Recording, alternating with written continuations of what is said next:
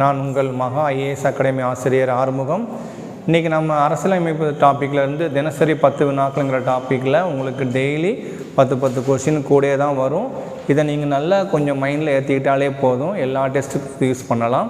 அடிக்கடி உங்கள் எக்ஸாமில் என்ன கேட்பாங்க அப்படின்னா, தேசிய மனித உரிமைகள் ஆணையத்தை பற்றி கேட்பாங்க. இந்த தேசிய மனித உரிமைகள் ஆணையம் வந்து அப்ரிவேஷனில் கேட்டாங்கன்னா நேஷ்னல் ஹியூமன் ரைட்ஸ் கமிஷன்.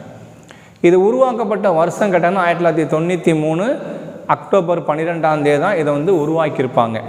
சரிங்களா?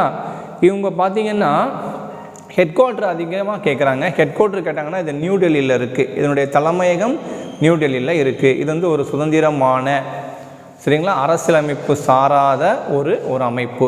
ஏன்னா இதை பற்றி எந்த விதமான ஒரு விதியும் கிடையாது. அதனால தான் சுதந்திரமான சட்டபூர்வமான அரசியலமைப்பு சாராத ஒரு அமைப்புன்னு கேட்டாங்கன்னா ஆன்சர் என்ன தான்? தேசிய மனித உரிமைகள் ஆணையம் தான். சரிங்களா? இந்த தேசிய மனித உரிமைகள் ஆணையத்தினுடைய தலைவர் மற்றும் மெம்பர்ஸ் அடிக்கடி கொஸ்டின் கேட்பாங்க. இந்த மெம்பர்ஸு ப்ளஸ் தலைவர் யார் நியமிப்பாங்க அப்படி கேட்டாங்கன்னா இந்திய குடியரசுத் தலைவர் தான் நியமிப்பார். அந்த தலைவருக்கு வந்து யாராக இருப்பாங்க அப்படி கேட்பாங்க. அதாவது தேசிய மனித உரிமைகள் ஆணையத்தில் தலைவராக பணியாற்றிய ஒருவர் உச்சநீதிமன்றத்தில் தலைமை நீதிபதியாக இருந்து ஓய்வு பெற்ற ஒரு நீதிபதியாக அந்த ரேங்கில் இருக்கிறவங்களுக்கு தான் இந்த போஸ்டிங் வந்து கொடுப்பாங்க. இவருடைய பதவி காலம் 5 ஆண்டுகள் அல்லது 70 வயது வரை.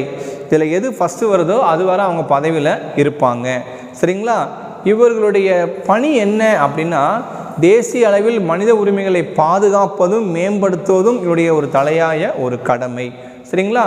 அடுத்து என்ன வகையான கேஸுகளை ஃபுல்லாக இவங்க பார்ப்பாங்க அப்படின்னா, தேசிய அளவில் மனித உரிமை மீறல் தொடர்பான வழக்குகளை ஃபுல்லாமே தேசிய மனித உரிமை ஆணையம் தான் விசாரிக்கும். நன்றி.